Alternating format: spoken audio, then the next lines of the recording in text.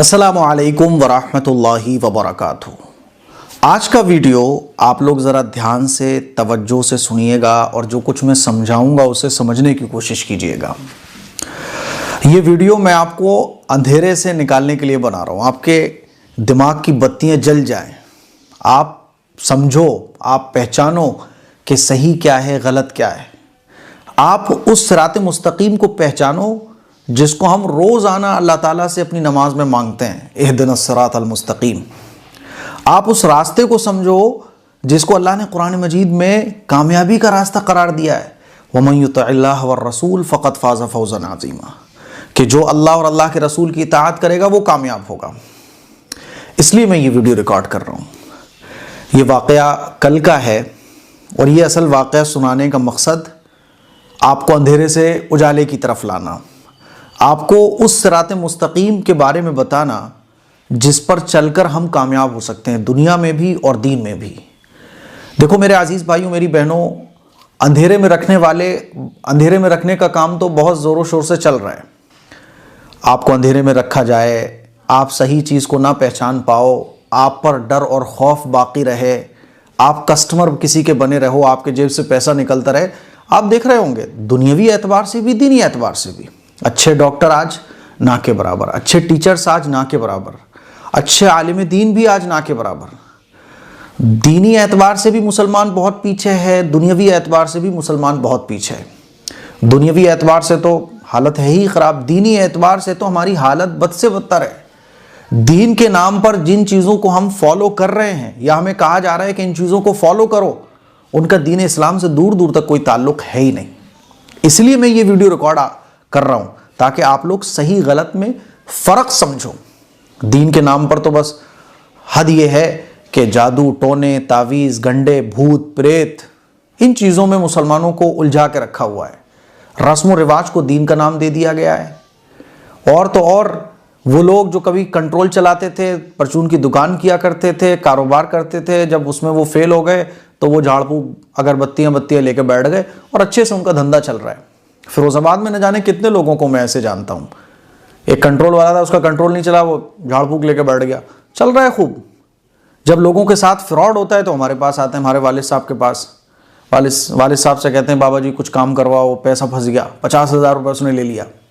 इसीलिए आपको ये वीडियो ध्यान से देखना चाहिए।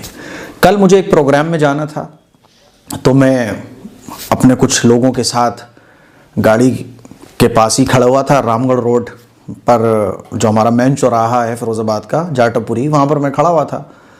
तो वहाँ कुछ बच्चे जो है ना भागते हुए आए और आके हमारे साथ में जो लोग थे उनसे पूछने लगे, अरे वो पैदल हज पे जा रहे हैं, वो पैदल हज पे जा रहे हैं, वो कहाँ हैं, कोई कहाँ हैं। तो उन्होंने कहा नहीं वो तो चले गए। तो मैंने कहा कौन चले गए?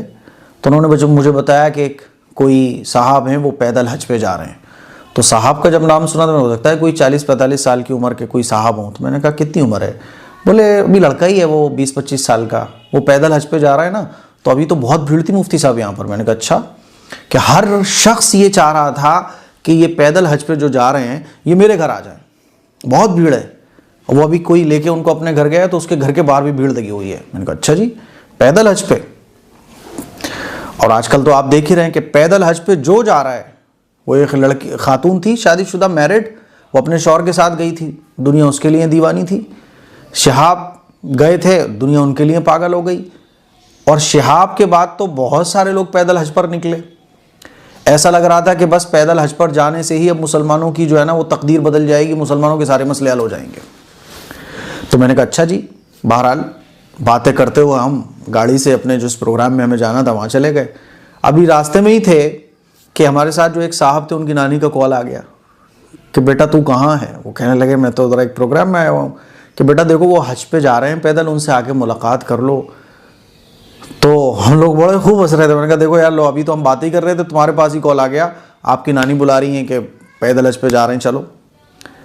मेरे पास हमारे मुफ्ती तनवीर साहब का कॉल आ गया कि वो एक लड़का है कोई पैदल हज पे जा रहा है यार, अजीब उसने लोगों को बना के रखा हुआ है, लोग जो है ना उसके पीछे भाग रहे हैं, दौड़ रहे हैं। तो मैंने कहा अच्छा। मैंने इंस्टाग्राम पे उसकी वीडियोस देखी, उसकी और वीडियोस देखी, अल्लाह माफ़ करे अल्लाह माफ़ करे। मैं सर पकड़ के बैठ गया।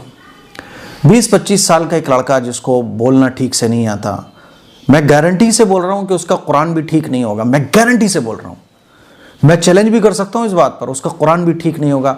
जिस तरह से वो बोल रहा है ना वीडियो में, मैं गारंटी से कह सकता हूं कि वो अनपढ़ है, उसको पढ़ना लिखना नहीं आता, उसका कुरान भी ठीक नहीं होगा। हो सकता है वो हाई स्कूल भी ना कराओ। दीनीवी और दुनियावी एतबार से वो ये है, थम्सअप है वो, मैं गारंटी से बता रहा हूं। और हद तो जब हो गई कि जब आज मेरे पास एक वीडियो आया कि वो बैठा हुआ है बेड पर और छोटे छोटे बच्चे उसके पैर दाब रहे हैं। डॉक्टर पढ़े लिखे लोग, क्योंकि आजकल जो है ना, हम लोग समझते हैं कि पढ़ा लिखा है, लेकिन उसकी दिमाग की बत्ती गुल हुई होती है। पढ़ा लिखा भी वो पढ़ा लिखा होता है जिसकी बत्ती जल रही हो, वो समझ रखे कि सही क्या है गलत क्या है। छोटे छोटे बच्चे उसके पैर दाब रहे हैं, अच्छे खासे डॉक्टर लोग, समझदार लोग उसका स्वागत कर रहे हैं। मेरे अजीज भाइयों, मेरी बहनों, इस वक्त जो मुसलमानों के हालात हैं, होना तो ये चाहिए था कि हम अपने बच्चों को काबिल बनाते, इल्म का शौक उनके अंदर पैदा करते।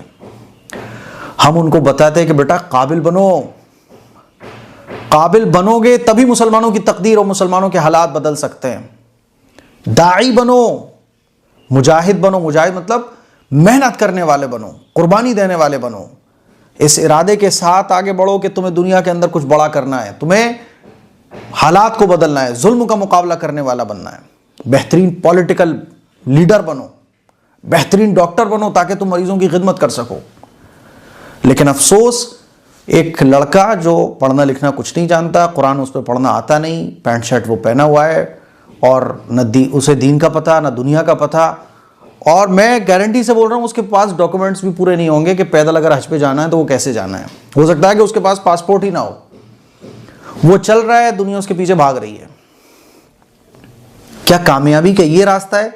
अल्लाह क्या फरमाता है, वमन युतिइल्लाह व रसूल फ़क़द फ़ाज़ फ़ौज़न अज़ीमा, कि जो अल्लाह और अल्लाह के रसूल की इताअत करेगा वो कामयाब होगा। होना ये चाहिए था कि हम अल्लाह और अल्लाह के रसूल के तरीक़े को मजबूती से पकड़ने वाले बनते। अफसोस की बात है कि मस्जिदों में आज फजर की नमाज में हमारी मस्जिदें खाली हैं। आप किसी सड़क के किनारे खड़े हो जाओ, मुसलमानों के एरिया में पूछना शुरू करोगे नमाज किस मुसलमान को अच्छे से कुरान पढ़ना आता है, तो 100 में से नहीं 1000 में से 900 आपको ऐसे मिलेंगे जिनको कुरान मजीद पढ़ना नहीं आता होगा। कितनी बार ऐसा होता है कि मस्जिद में इमाम साहब नहीं आते तो नमाज पढ़ने के लिए लोग एक दूसरे को शक्ल देख रहे होते हैं कि इमाम बनकर कौन नमाज पढ़ाएगा, नमाज पढ़ाने वाला कोई नहीं होता। कितने गाँव ऐसे हैं कि जहाँ जनाजे को बगैर नमाज जनाजा की, बगैर गुस्ल के दफना दिया गया, क्योंकि वहाँ गुस्ल देने वाला, नमाज जनाजा पढ़ाने वाला कोई नहीं था। मेरे अजीज़ भाइयों, जहालत आज हमारे मुसलमान माशरे में भरी हुई है। आज एजुकेशन से हम बहुत दूर हैं, दुनियावी और दीनी एतबार से भी। मैं आपसे सवाल पूछूं कि एजुकेशन में सबसे पीछे कौन है? आप लोग मुसलमान हैं। जहालत